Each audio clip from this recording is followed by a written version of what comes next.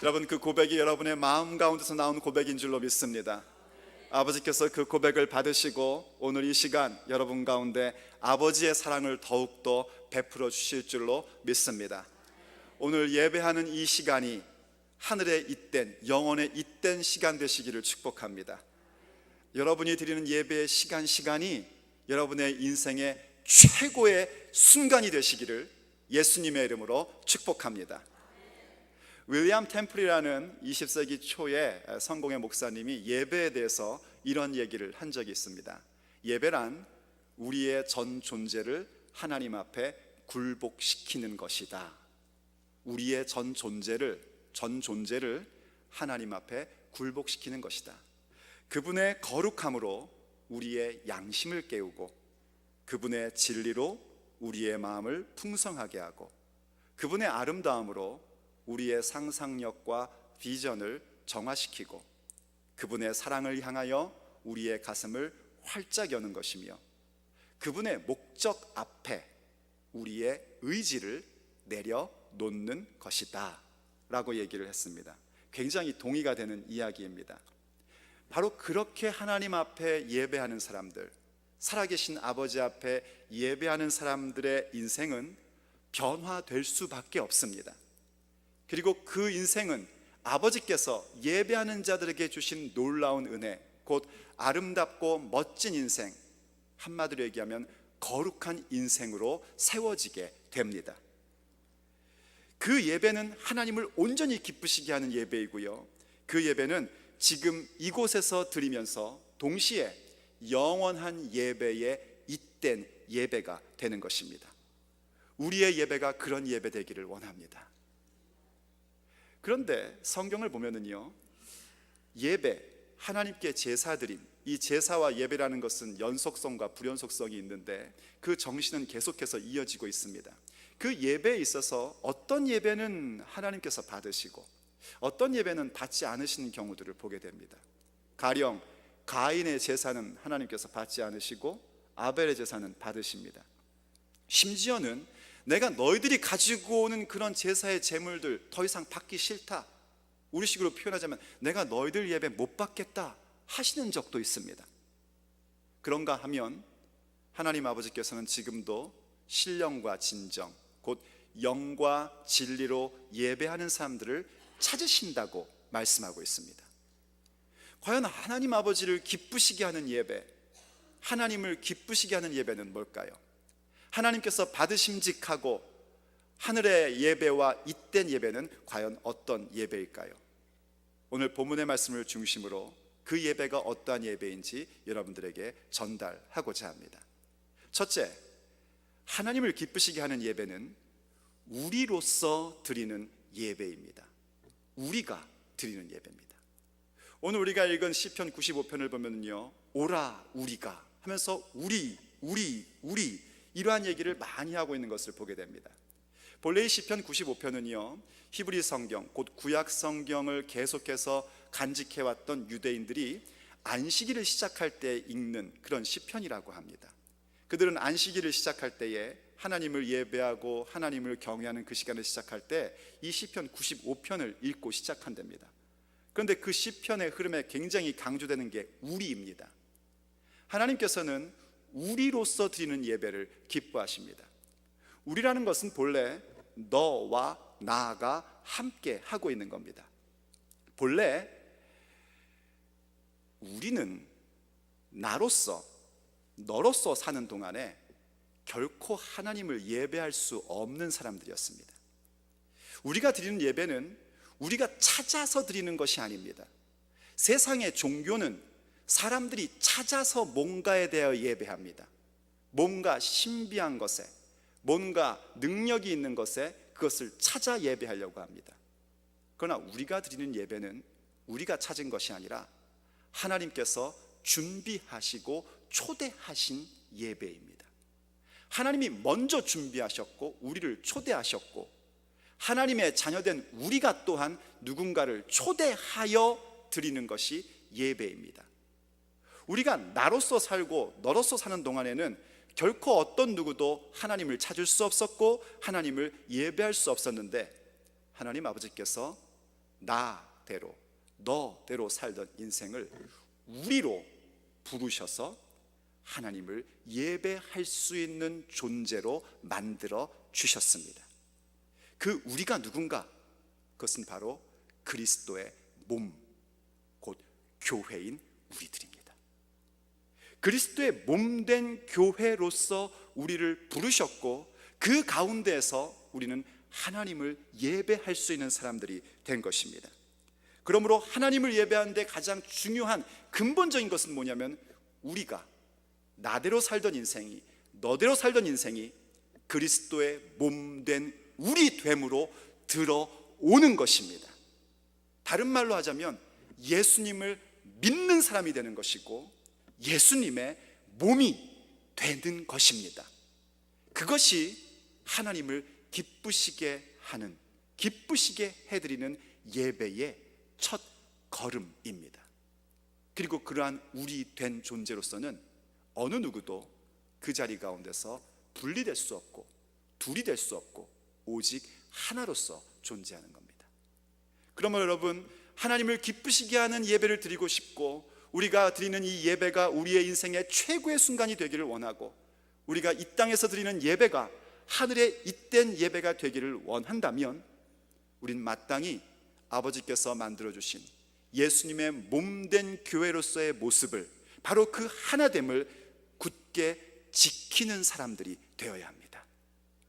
그 하나됨을 굳게 지킴으로써 아버지 앞에 예배할 때에 그 예배가 거룩하고 온전한 예배로 승화될 수 있는 것입니다. 그리고 그 하나됨을 지키기 위해서 우리는 언제나 한 마음 한 뜻으로 살아갈 수 있는 사람이 되어야 합니다. 그 하나됨, 거기에는 어떠한 분리도 어떠한 차별도 있을 수가 없습니다. 성경 갈라디아서 3장 26절로 28절이 우리에게 이렇게 얘기를 해줍니다. 너희가 다 믿음으로 말미암아 그리스도 예수님 안에서 하나님의 아들이 되었으니 누구든지 그리스도와 합하여 세례를 받는 자는 그리스도로 옷 입었느니라. 너희는 유대인이나 헬라인이나 종이나 자주자나 남자나 여자 없이 다 그리스도 예수 안에서 하나이니라. 할렐루야. 우린 전부 다 하나입니다. 여기에는 어떤 인종의 차별도 있을 수 없고 언어의 차별도 있을 수 없고 문화의 차별도 있을 수 없습니다. 물론 언어의 다름이 우리에게 뭔가 좀 어색함을 만들어주는 건 사실입니다. 어제도 우리가 교회에서 열심히 교회 예배당을 청소하고 밖에 가드닝을 했지 않습니까? 그리고 점심에 식사를 하는데 우리 영어부 형제님들은 피자를 좋아하시고 우리 한어부 성도들은 냉면을 좋아하시더라고요. 그러한 차이가 절대 우리를 둘로 만들 수 없습니다. 먹는 것이 다르다고, 문화가 다르다고, 성별이 다르다고 우리의 하나됨을 분리시킬 수 없습니다. 우리는 하나입니다.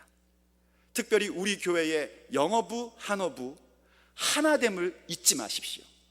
이것은 영어부에게만 얘기할 부분이 아니라 한어부인 우리들에게도 분명히 인식되어야 될 부분입니다.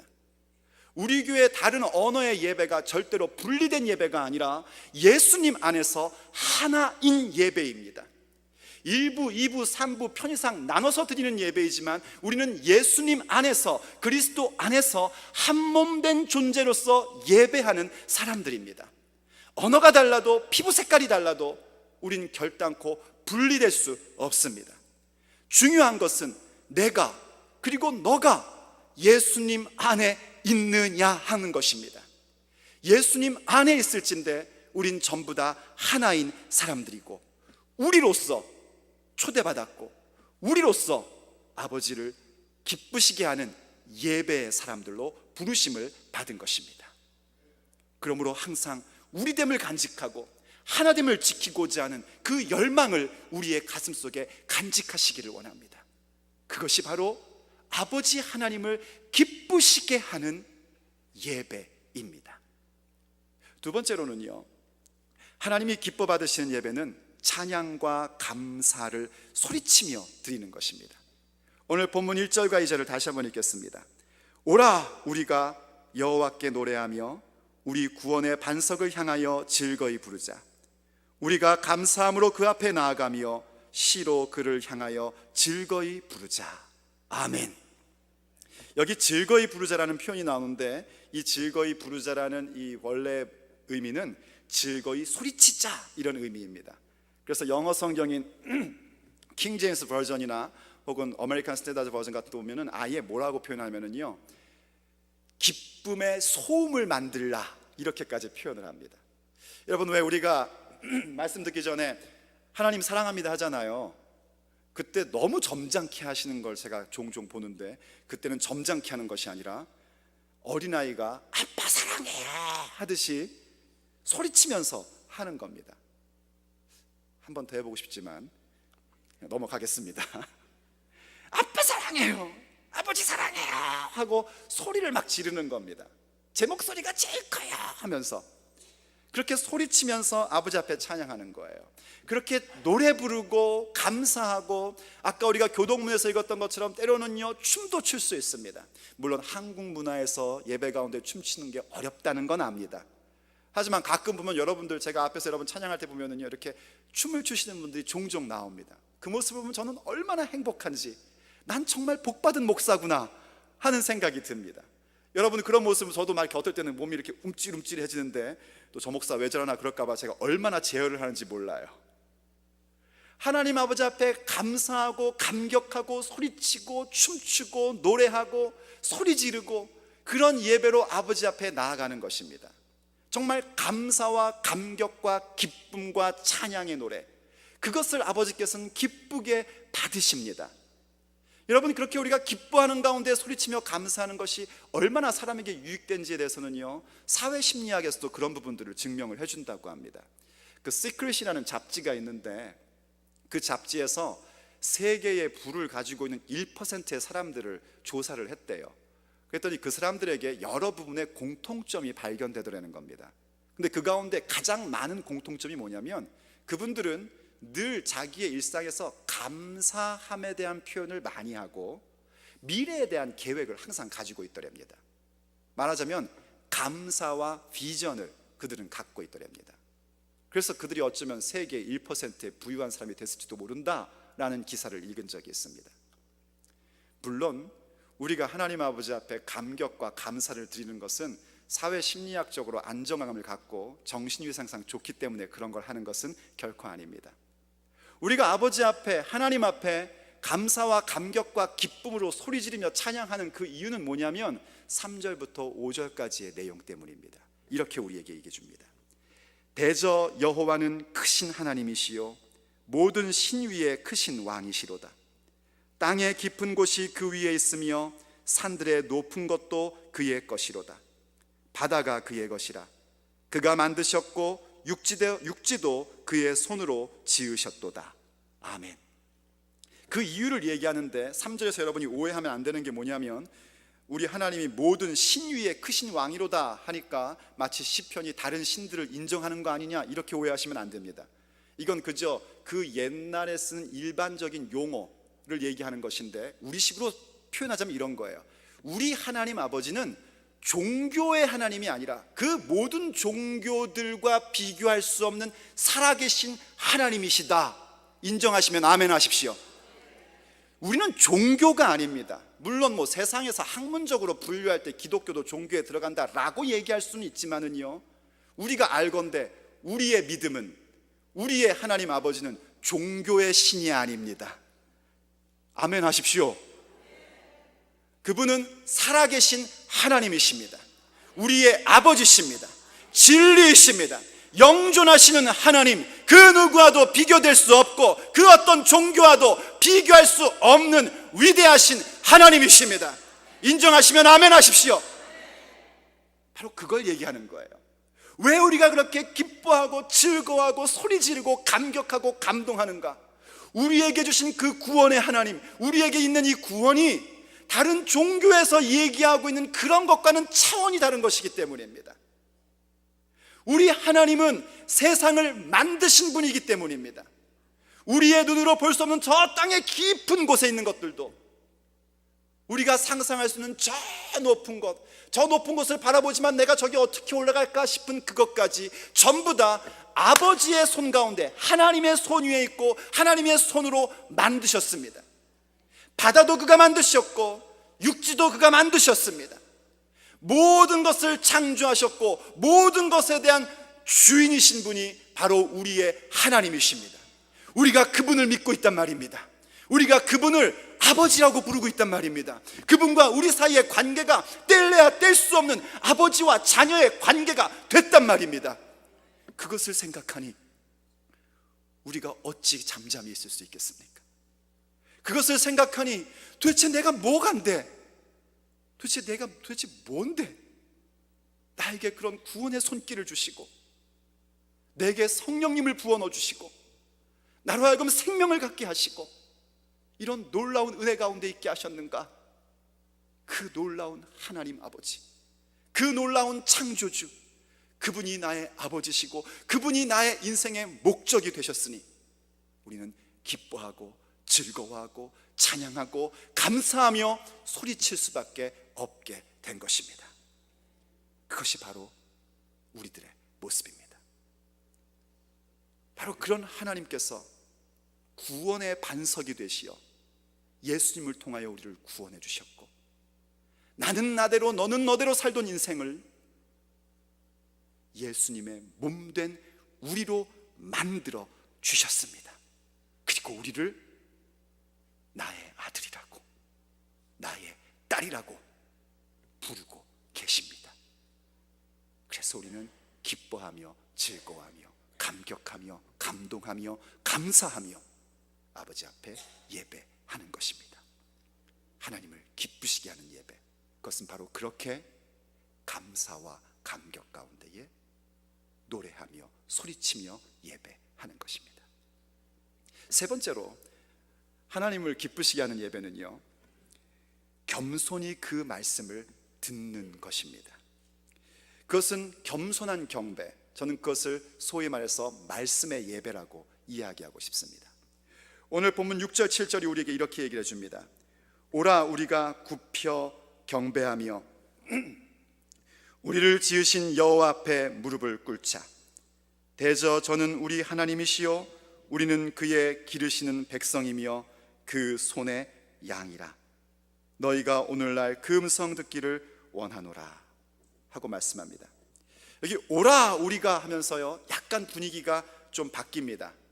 지금까지는 기뻐서 외치고 감사하고 노래하고 또 다른 시편까지 우리가 가지고 와서 얘기하면은 춤도 추고 즐거워하는 그런 예배였는데, 이번에는 굽혀 경배, 무릎을 꿇자라는 얘기로 우리의 예배의 모습을 가져오라고 말합니다. 기쁨의 외침 속에 노래하고 감사하고 나가던 예배가 이제 하나님의 영광의 존전 앞에서 납작 엎드려 경배하는 모습으로 나갑니다. 굽혀 경배라는 단어가 납작 엎드린다는 것입니다. 그냥 단순히 엎드리는 정도가 아니라 내 온 몸이 다 바닥에 닿도록 그렇게 엎드리는 모습입니다. 납작 엎드리는 겁니다. 무릎을 꿇는다는 것은 당연히 그분의 권위 앞에 내가 복종한다라는 얘기입니다. 우리가 기뻐 뛰며 소리치고 즐거워하는 가운데에서도요, 우리가 잊지 말아야 될 것은 뭐냐면 하나님과 우리 사이의 관계성의 질서를 놓치지 않아야 합니다. 예배는 우리가 드리는 것이지 우리의 만족을 얻는 것이 목적은 아닙니다. 예배를 받으시는 분은 오직 삼위일체 하나님이십니다. 내가 아닙니다.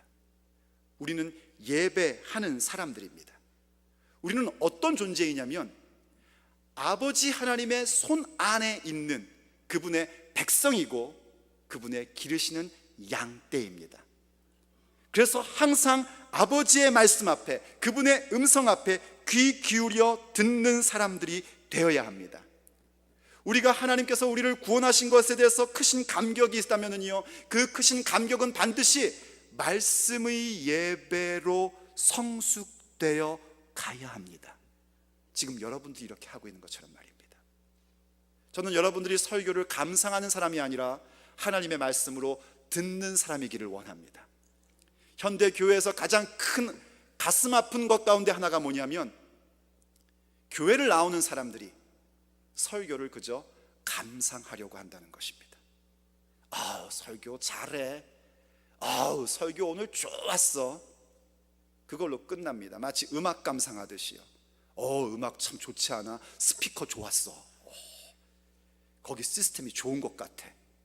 이런 걸로 멈추려고 합니다. 절대 그럴 수 없습니다.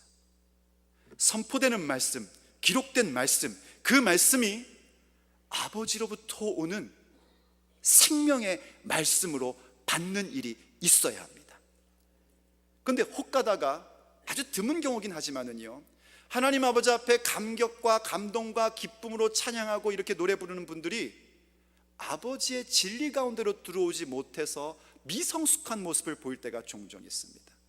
어디서 읽은 글인데 어떤 분이 그것을 보고 이렇게 기고한 글을 제가 본 적이 있습니다. 찬양 집회 있잖아요. 요즘 그 젊은이들이 좋아하는 찬양 스타일이요. 여러분 아십니까? 컨템포러리 뮤직으로 해가지고 찬양할 때 막 다 손들고 찬양하고 몸을 흔들면서 찬양을 하고 눈을 감고 찬양을 하고 눈물을 흘리고 어떤 사람은 무릎을 꿇고 정말 그런 찬양의 예배 감동적입니다.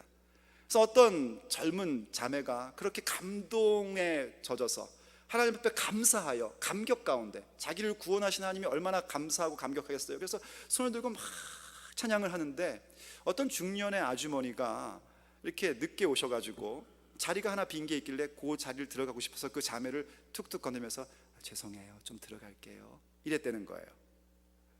그러면 그냥 네 하고 딱 비켜주면 될 텐데 이 자매가 굉장히 짜증난다는 표정을 지으면서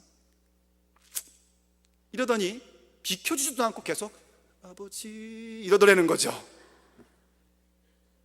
이거 참, 물론 그 자매의 찬양의 모습이 그 중심이 뭔지 우리는 알 수 없지만은요, 그건 어떤 모습이냐면 구원의 감격과 감동은 가지고 있는데 진리 가운데로 들어오는 성숙함이 놓쳐질 때에 나타날 수 있는 현상들입니다.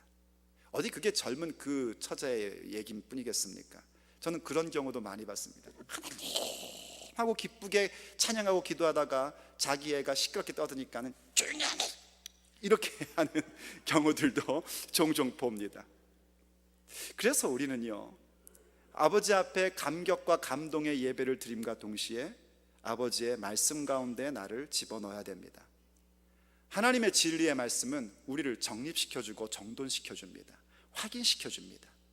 어떤 영적인 체험들도 아버지의 말씀, 기록된 성경의 말씀으로 확증되어야 합니다.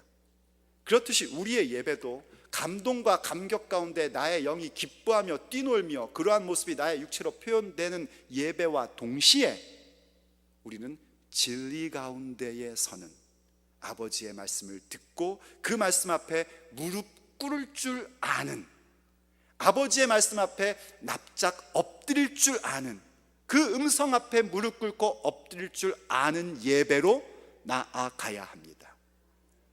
그래서 예수님께서 우리에게 이렇게 말씀해 주셨습니다. 요한복음 4장 23절과 24절 말씀입니다. 아버지께 참으로 예배하는 자들은 신령과 진정으로 예배할 때가 오나니 곧 이때라. 아버지께서는 이렇게 자기에게 예배하는 자들을 찾으시느니라. 하나님은 영이시니 예배하는 자가 신령과 진정으로 예배할지니라. 여기 신령과 진정이라는 말은요, 영과 진리라는 의미입니다. 영과 진리는 뗄래야 뗄 수 없습니다. 성령님은 진리의 영이시고요, 우리의 영이 아버지 앞에 설 때에는 항상 진리를 추구하게끔 되어 있습니다. 나는 영으로는 할 수 있는데 진리를 못하겠어, 이렇게 말할 수 없고, 나는 진리로는 하는데 영으로는 못하겠어, 이렇게 말할 수 없습니다. 항상 영과 진리로, 성령님의 영으로, 진리의 영으로 우리가 아버지 앞에 예배하며 나아갈 수 있는 것입니다. 이렇듯 아버지의 말씀 앞에 내가 납작 엎드리고 무릎 꿇을 줄 아는 그 예배의 모습, 그 말씀의 예배는 우리 하나님 아버지께서 기쁘시게 받으시는 예배입니다. 그리고 네 번째로 마지막으로는요, 하나님이 기뻐하시는 예배는 일상의 삶에서 하나님을 신뢰하는 것입니다. 특히 일상 속에서요, 뭔가 불안하고 뭔가 염려가 되는 일들을 만났을 때에, 또 특별히 그런 일은 없는데 괜히 내 마음에서 뭔가 우울함이 올라오거나 뭔가 부정적인 생각이 나올 그때에, 그 순간에 하나님을 신뢰하는 것입니다. 사실 이 부분에 대해서는 8절부터 11절까지 얘기하고 있는데요, 오늘 시편 95편이 예배시다라는 전제 아래서는 도대체 이 8절부터 11절까지의 말씀이 왜 예배시 가운데 있나 하는 그런 의구심이 들 수도 있습니다. 그러나 이 시는 그저 사람이 지은 시가 아니라 하나님의 말씀입니다. 그럴진데 하나님 아버지께서 이 말씀을 우리에게 주실 때에, 예배하는 그 내용들 가운데 이 말씀을 주셨을 때에는 우리에게 말씀해 주시고자 하는 메시지가 있는 것입니다. 그래서 너희들이 그 음성 듣기를 원하노라 하고 이야기한 다음에 어떤 음성을 듣기를 원하는 건가, 어떤 말씀을 기억하기를 원하시는 건가 하는 부분에 대하여 8절부터 11절까지 얘기하고 있는데, 그 내용인 즉슨 8절에서 이렇게 얘기합니다. 이르기를 너희는 무리바에서 같이 또 광야 마사의 날과 같이 너희 마음을 강팍하게 말지어다 라고 얘기합니다. 이 무리바와 마사의 사건이라는 것은요, 성경에서 두 번 일어난 사건인데, 하나는 출애굽기 17장에서 일어났고 또 하나는 민수기 20장에서 일어났었습니다. 두 개의 다른 사건이지만 그 내용은 똑같아요. 바로 이스라엘 백성이 출애굽하고 광야를 가다가 갑자기 물이 없는 겁니다. 물이 없는 상태가 얼마나 심각했는지 그들이 주장하기를 우리가 물이 없어서 죽게 되었다라고 얘기를 해요. 우리 자녀들도 물 없어 죽게 되었고 우리 가축들도 전부 다 죽게 됐다는 겁니다. 그리고 모세는 그 상태가 얼마나 심각성을 갖고 있었는지 하나님 앞에 기도할 때, 하나님, 저들이 나를 돌로 치려고 준비하고 있습니다. 생명의 위협을 느낄 만큼 그 상황은 심각했던 상황이었습니다. 그래서 그때의 내용을 가지고 출애굽기가 특별히 이렇게 얘기를 합니다. 출애굽기 17장 7절 말씀. 그가 그곳 이름을 마사라 또는 무리바라 불렀으니 이는 이스라엘 자손이 다투었음이요, 또는 그들이 여호와를 시험하여 이르기를 여호와께서 우리 중에 계신가 아닌가 하였음이라. 이 사람들이 다퉜답니다. 하나님을 향하여 다투는 모습을 가졌고, 하나님이 과연 우리 가운데 계신가 아니 계신가 하면서 하나님을 시험하며 의심하는 모습들을 가졌답니다. 그들이 물이 없다고 하나님을 향하여 대들었고, 하나님이 우리와 함께 하시는가 하고 얘기했대요. 물론 그들의 상황이 심각했다는 것을 우리가 인정해 줄 수 있습니다. 광야에서 사막에서 물이 떨어졌으니 얼마나 심각한 상태에 봉착한 것이겠습니까? 하지만 그 사람들은 좀 뭔가 생각을 했어야 됐습니다. 하나님께서 구원의 손길로 이집트에서 구출해 주셨습니다. 홍해를 가르시고 마른 땅처럼 건너가게 하셨습니다. 애굽에서 가지고 나온 식사거리가 다 떨어졌을 때 먹을 것이 없네요 할 때에 만나를 내리셔서 먹이셨습니다. 고기 좀 먹고 싶어요. 그랬더니 메추라기 떼를 보내셔서 고기를 먹게 해주셨습니다. 심지어 마라라는 곳에 가서 쓴물을 만났을 때 이 물을 어떻게 먹습니까 할 때에는 하나님께서 그 물을 단물로 바꿔주시는 것도 경험해 왔습니다. 그러다가 지금 물이 없는 상태를 만나게 된 겁니다. 분명히 하나님의 인도하심 가운데 따라왔고, 하나님의 구원의 역사 가운데 왔고, 하나님께서 베푸시는 광야에서 필요한 모든 것들을 채우시는 것을 경험해 왔습니다. 그랬다면 지금 물이 없기로써니, 이러면 되지 않습니까? 모세한테 왔어요. 모세요, 지금 물이 없는 심각함을 아시죠? 우리 아버지 앞에, 하나님 앞에 간구합시다. 하나님께서 우리에게 갈증으로 죽일 일은 없다고 저희들은 믿습니다. 그랬다면 우리를 구원도 안 하셨고 여기까지 이끄지도 않으셨겠죠.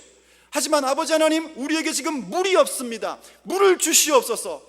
비록 우리의 지금 환경과 상황은 물이 없어서 정말 절박한 상황이 되었지만 하나님께서 해결하시면 다 해결될 줄로 믿습니다.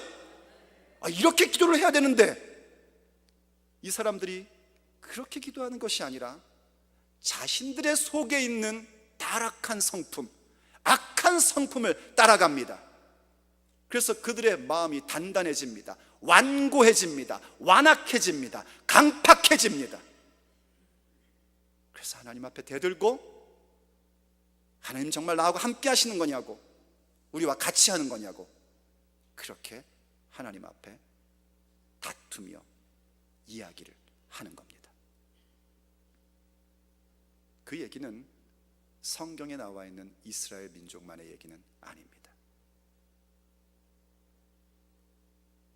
그들이 어디에서 하나님을 향하여 다퉜습니까? 그들이 어디에서 하나님을 향한 신뢰를 잃어버렸습니까? 홍해를 건널 때가 아니었습니다. 하나님의 준엄하신 말씀을 들을 때가 아니었습니다. 시내산에서 하나님께서 그들에게 계명을 주실 때가 아니었습니다. 그들의 일상의 삶에서 자기들이 기대했던 것과 뭔가 다른 것을 만날 때에,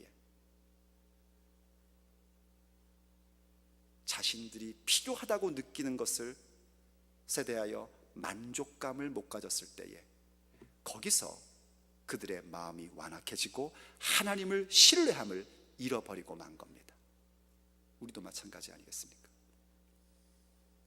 우리가 구원의 감격을 향하여 아버지 앞에 기뻐 노래하고 뛰고 춤추고 감사하고 감격하고 아버지의 말씀 앞에 무릎을 꿇고 그 말씀을 듣고 주일의 예배를 드렸다면, 이제 우리는 우리의 일상에서 때로는 분명히 하나님의 인도하심대로 왔는데 왜 이런 현상이 생기지?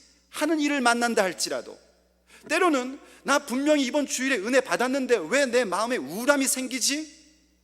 왜 나 이렇게 헛헛하지? 하는 그런 상황을 만난다 할지라도, 그 모든 상황, 그 모든 감정과 상관없이 하나님은 나와 함께 하심을 믿으며 하나님을 신뢰하는 자로 일어설 줄 알아야 합니다. 그것이 바로 하나님의 음성을 듣는 것이요, 그것이 바로 아버지를 기쁘시게 해드리는 예배자의 진정한 예배의 모습인 것입니다. 그런데 그게 우리 혼자의 힘으로 되지 않습니다.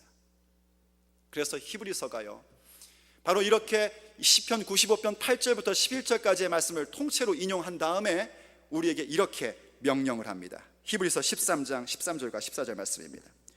오직 오늘이라 일컫는 동안에 매일 피차 권면하여 너희 중에 누구든지 죄의 유혹으로 강팍해 됨을 면하라. 서로 권면하랍니다. 어디서 권면하는가? 일상의 삶에서요. 여러분이 부부끼리 크리스찬입니까? 그렇다면 부부끼리 그런 마음이 될 때 서로 권면하십시오. 그건 우리의 진짜 마음이 아니다. 우리가 진짜 가진 것은 하나님을 신뢰합니다. 비록 지금 우리 눈앞에 뭔가 무리 없는 상황이 만났다 할지라도 지금까지 인도하신 우리 하나님 아버지께서 이것을 해결할 것이다, 이렇게 서로 권면하는 우리가 돼야 합니다. 그것이 그리스도의 몸입니다. 그리고 더 나아가서 이렇게 얘기합니다.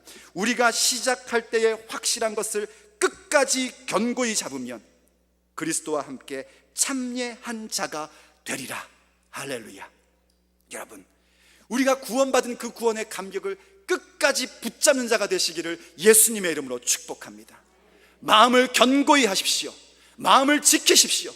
그 마음을 어떻게 견고히 할 수 있습니까? 오직 기도와 말씀 가운데에 성령님을 초청하고 성령님과 함께 하십시오. 예수님의 이름의 권세를 경험하십시오. 예수님의 이름의 권세로 그 모든 상황과 그 모든 감정을 향하여 외치십시오. 아니다! 나는 하나님을 신뢰하는 사람이다. 왜냐하면 나는 하나님을 예배하는 사람이기 때문이다. 나는 지난 주일도 하나님 앞에 구원의 감격을 예배했고 그 말씀 앞에 무릎 꿇었던 사람이다.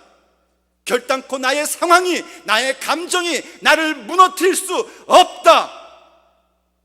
나는 하나님 아버지를 신뢰한다. 아버지께서는 그 예배를 기쁘시게 받으시고 우리가 오늘 드리는 이 예배로 하여금 영원한 천국에서 드리는 그 예배 가운데 잇된 예배로 만드십니다. 기도하시겠습니다.